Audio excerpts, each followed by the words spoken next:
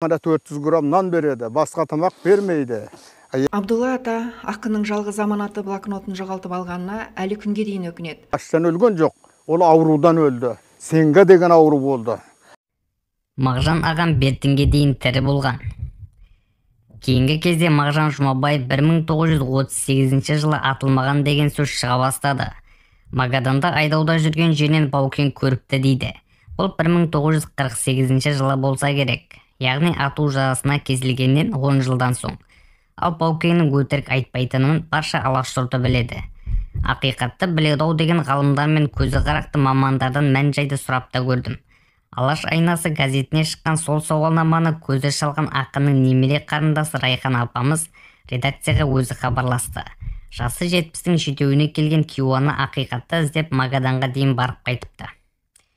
Мен Мағжанның туған інісі Қалижанның қызымын. Атым Райхан деп бастады әңгімесін 80-ге кеп қалса да ажарын бермеген апамыз. Әттең, дүние-ай, ақын ағаның өзінен тікелей ұрпақ қалған жоқ. Бірақ туыс-тума жалпы Жұмабаевтар әулетінен Мағжан ағаның бар жоғын түгендеп жүрген Қызылжарда, яғни туған жерінде Тасболат деген інісінің ұлы, екеуміз ғана.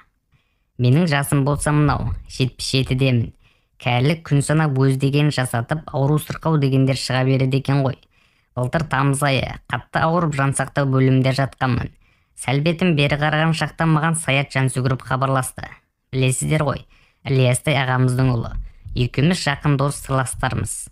Хабарласты да халімнің біршама жақсы екенін сөзімнен, даусымнан білген соң 31 мамырдағы жас алашты оқыдың ба деп сұрады. Ауырып жатып оқи алмай қалып едім. Әйтпесе күнделікті баспасөзді қадағалап отырамыз ғой. Ауруханадан шыққан бойда әлгі газетті тауып оқыдым. Сөйтсем, онда Атыраудың Құлсарысында тұратын Абдулла Әбдірахманов атты 92 жастағы қарт кісі кезінде өзінің Магаданда Калима лагерінде Мағжан ағаммен бірге отырғанын айтыпты. Әлгіні оқығанда төбемнен біреу мұздай су құйып жібергендей сілейіп отырыппын да қалыппын. Мәссаған, 1938 жылы атылып кетті деп жүрген ағамыз бертінге 1951 жылға дейін тірі болыпты. Өз көзімен көрген адам міне тұр. Егер туыстары болса, тіпті сол Мағжан жерленген жерді апарып көрсетем, көрген білгендерімді айтарем. Ақын аманаты әлі күнге мойнымда тұр. Күнертең арғы дүниелік болып кетсем, ол аманат мойнымда кетеді. Екіншіден, қиянат жасаған болып табылам деген қария сөзінен соң өшкенім жанып, өлгенім тірілгенде егіліп жылап алдым. Ол кісіге сол сәттен бастап риза болдым. Жасына қарамай бізді сонау жер түбіндегі Магаданға бастап апарғанында тіпті тәнті болдым. Тіпті 92 жастағы ол кісі түгілі 77-дегі менің өзімнің сондай ұзақ жолға шығам дегеніме балаларым 5 минуты кем 80-десіз. Ауруханадан шыққаныңызда кеше деп қарсы болды. Сонда да бой бермей, мен бәрібір барамын. Осыдан Мағжан ағам үшін жолда өліп кетсем арманым жоқ дедім. Расында жол алыста ауыр екен. Қазақ текке ит жеккен деп атамаған ғой. Мәскеуге дейін ұшақпен 4 сағат, ары қарай Магаданға дейін 12 сағат ұштық. Магаданның губернаторы қайда құдайына қараған азамат екен. Әрі қарай Калимадағы лагерге дейін тағы 650 шақырым. Кедір-бұдыр жолдарға төтеп беретін көлікпен қасымызға жол бастаушы адам қосып берді. Әйтеуір Итарқасы қияндағы Сусуман ауданына да жеттік қой, әупірім деп. Ауылдың аты да қазақшаға ұқсайды екен өзі. Берелих деп аталады. Әбекең, Абдулла ағамыз өзі отырған лагерді көргенде жылап жіберді ғой. Бір кездері көрген азабы, тозағы есіне түскен шығар. Мағжан ағамен сол жерде отырғанын, қалай көргенін айтып берді. Қандай қиырда жүрсе де адам өз қанын іздейді екен ғой.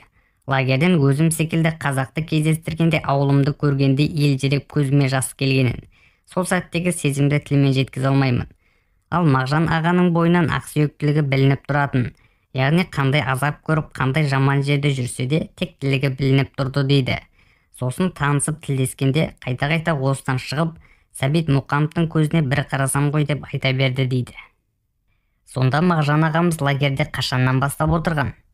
Атылды деп шығарған 1938 жылдан 1951 жылға дейін сол азап лагерінде жүргенге ұқсайды. Бұл деректің шындығын растайтын бір адам да бар. Ол өтірік айтуы екіталай қазақтың қаһарман батыры Бауыржан Момышұлы. 1948 жылы соғыс біткен соңда әскери тапсырмалармен жүріп сол Магадан жеріне жолы түссе керек. Сонда осындағы азап лагерінде қазақтың бір ақыны айдауда жүр деген әңгімені естіп, әуелі естіген әлгі деректің растығына көз жеткізу үшін, екіншіден оның кім екенін анықтау үшін барыпты. Сол жерде Мағжан ақынды көріп таң қалып, әрі оның аянышты халіне жаны ашып, намысы келіп, елге барысымен шығарып алуға кіріспек болады.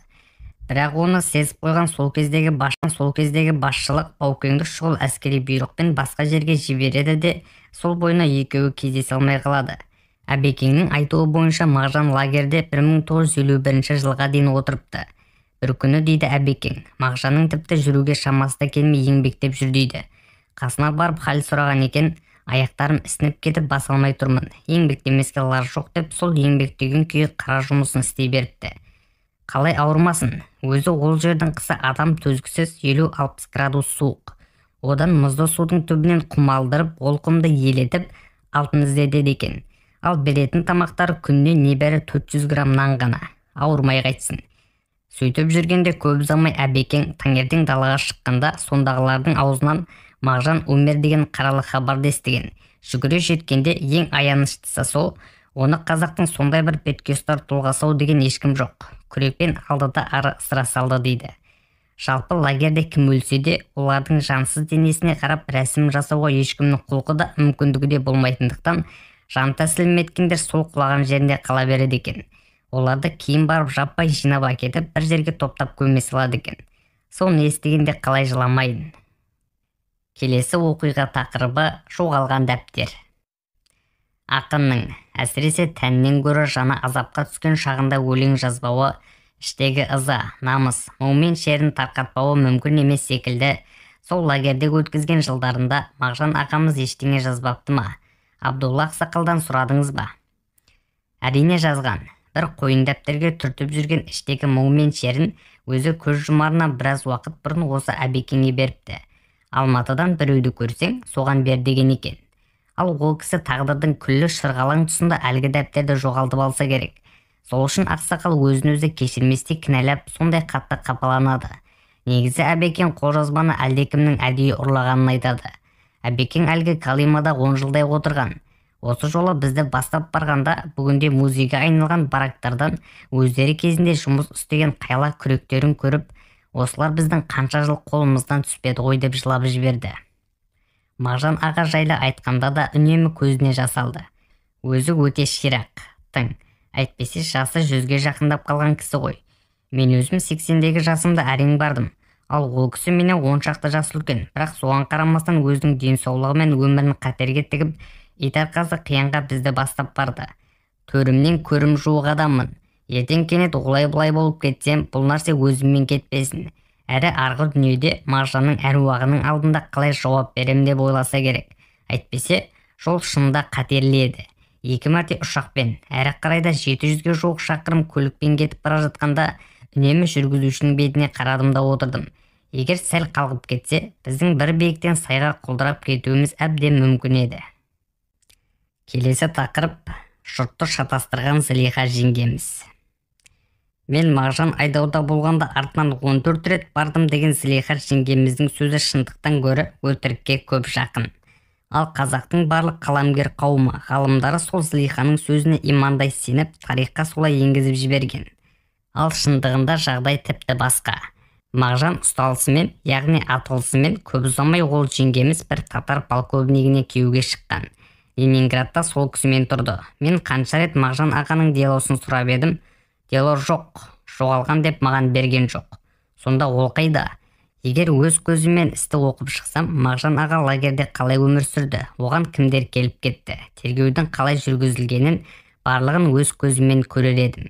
Мен білетін бір ақиқат, інісі Сәлімжан Мағжан ағаның артынан іздеп барып кездескен. Сонда Зылиханы туысқан қарындасымыз еді деп алдап әрең кездестірген. Сөйткен Зылиха кейін қалай ағамызға емін-еркін баруы мүмкін, бір емес 14 рет. Осы тұста қисынсыздық, яғни өзі жоқтың көзі жоқ деп айтыла салған өтірік бар секілді. Сөйткен адамның сөзіне имандай ұйып, тіпті Зылиханың өзін лагерде 14 жыл отырды қылып шығарып жатқан ғалымдар да бар. Менің соған жаныма ұрады. Шын мәнінде Зылиха апамыз айдалған жоқ. Ең бір таңқаларлығы да сол. Басқа халық жауларының әйелдері Сібірге айдалып, сонда ит азапты түрмені көрсе, Зылиха жеңгеміз емін-еркін өмір сүрді. Ешкім оған саусағының ұшында тигізген жоқ. Бұл да күдікті жағдай. Тағы бір күдікті жағдай ол кезде бір қаладан екінші қалаға бару деген қатаң тергеумен жүргізілді. Зылиха сонда еркін жүріп тұрды. Сондай-ақ ол кісіден ағамыздың қолжазбаларын, өзіндегі мұрағатын сұрап еді. Білмеймін, не до этого было деді де қоя салды. Қалай ғана Мағжанның жары бола тұра оның жазған дүниелерін сақтап қалуға тырыспаған. Мысалы, әлгінде айтқан Мандельштамның әйелі вокзалдарда скамейкалардың астына тығылып жүріп ақын өлеңдерін, қолжазбаларын сақтап қалған, жан таласқан, жаннан кешкен. Қазекемнің намыссыздығына күйінемін осы тұста. Әлгінде әйелді Мағжанның сүйгені дейді. Ал ақын аға шын мәнінде Санкт-Петербург университетін тәмамдап, мұғалімдер семинариясында өзінің қол астында оқытушы болып жұмыс істеген Гүлсімді және Жәмиләні сүйді. Жәмилямен үйленгелі тұрған шағында басына түскен түрлі жағдайлар екеуін екі жаққа айырып жіберген ғой. Әттең, ағамыздың өз кіндігінен ешқандай ұрпақ қалған жоқ. Сонда қолжазбалар қалай сақталды? Мағжан атамыздың өлеңдерін бүгінге жеткізген кім? Амина Нұғыманова деген қазақ қызы Қытайдан келді ғой. Сол кісі Мағжанның 1923 жылы шыққан өлеңдерін әйелі ғой деп Зылихаға әкеліп берген. Ал оны Хамза Абдуллин атты Мағжан ағаның шәкірті бастырып жарыққа шығаруға көп еңбек сіңірді. Хамзаның еңбегін қалай айтсақ та жарасады. Өзі Калимадан жаңа келген, қолына қарап отырған шетте бала-шағасы бар.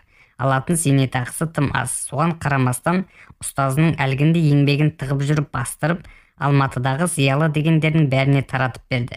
Соның біреуін маған да берген. Келесі тақырып жетімдік тақсіреті бізге жуада сатқызды.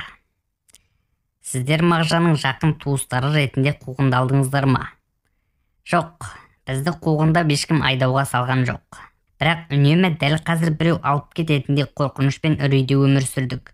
Темір торға қамалмасақ та, халық жауының туысы деген ат жамалып еркін жүріп тұра алмадық. Жетімдіктің тауқыметін тарттық. Балалық шағым нағашыларымның қолында омбыда өтті. Неге? Әкеңіз қайда? Сол тұста өзі халық жауының туыстары не болатынын, не істеу керектерін білмей жандалбасыға көшті ғой. Менің шешемді елден халық жауларының әйел бала-шағасы түгілі туыс-тумаларын түгел қамап жатыр екен деген сыбыс естіп, мені алып біршама жұртпен бірге Ауғанстанға қашпақ болыпты. Әкеміз қарсы болып, ешқайда кетпеу керектігін айтқан. Содан екеуі келісе алмаған болуы керек. Анам жолға шыққанда, әкем елде қалып қойған. Кейін өзінің тегін қайта-қайта ауыстырып жүріп, әйтеуір Курскінің әскери қаржы институтын бітірді. Ал біз болсақ, сол қашып бара жатқанда Душанбеден ары өткізбеген соң қайтуға мәжбүр болыппыз. Әйтеуір нағашыларымызды паналаппыз ғой. Тұрмыс өте ауыр еді, репрессия. Содан көп өтпей соғыс басталды. Балалық шағымды еске алғанда үнемі көз алдыма өзімнің вокзал маңында нан мен шай сатып отырған кейпім келеді. Ол Куламзина деген темір жол станциясы еді. Сонда соғысқа аттанып бара жатқан солдаттарға азық болсын деп алып шығамыз ғой. Күнелтудің көзі жалғыз сол болатын ол тұста. Өзім 10-ға толар толмас жастамын.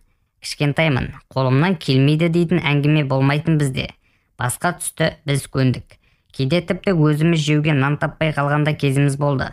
Ондайда нан табу үшін пияз сататымын вагон аралап. Бірде пиязым өтпей әбден қорландым.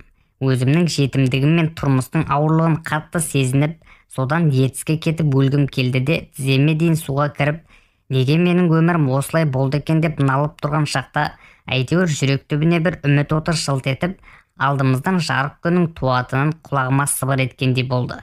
Сосын өлім жайлы қорқынышты ойдан бас тарттым да әлбей басып үйге қайттым.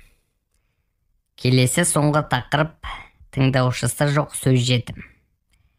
Мағжанды көзбен көрдім. Калимада бірге отырдым деген көзі тірі куәгер бар. Олай болса, ендігіде ақынның өмір баянына өзгеріс еніп, тарих қайта жазылатын шығар. Калимаға барып келген соң, тиісті орындардың есігін қағып, Мағжан атылған деген деректі жоққа шығаруды, сол арқылы жалған тарихты лақтырып, шынайы дерекке жүгінуді талап еттім. Бірақ маған сонда олар қайдағы бір жүзге келіп алжыған қартқа сеніп, өзгерте салатын тарих ойыншық емес. Оның үстіне кеңес үкіметінің ондай деректерден қателесуі мүмкін емес деп тиіп тастады. Яғни не маған, не әлгі тірі куәгерге ешкім сенген жоқ. Құлақ асар түрі көрінбейді. Ал мен өмір бақи өтірік айтып келген ол үкіметке сенбейтіндігімді айттым. Күні бүгінге дейін қақпаған есігім жоқ. Бірақ мені адам ғой деп айтқан сөзіме құлақ асып жатқан адам көрмедім. Басқа емес, қазақтың қаһарман батыры Баукең, Бауыржан Момышұлы, Мағжан ағамызды көргенін айтты ғой. Ол кісінің өтірік айтпайтынын, ешкімнен қорықпайтын ержүрек мінезін күллі қазақ біледі. Әлі күнге аңыз қылып айтады. Шынымды айтсам, бүгінде не істерімді білмей дал болып отырмын. Мәліметтер Мәриям Әбсаттардың «Алаш зиялыларының соңғы сөзі» атты кітабынан алынды.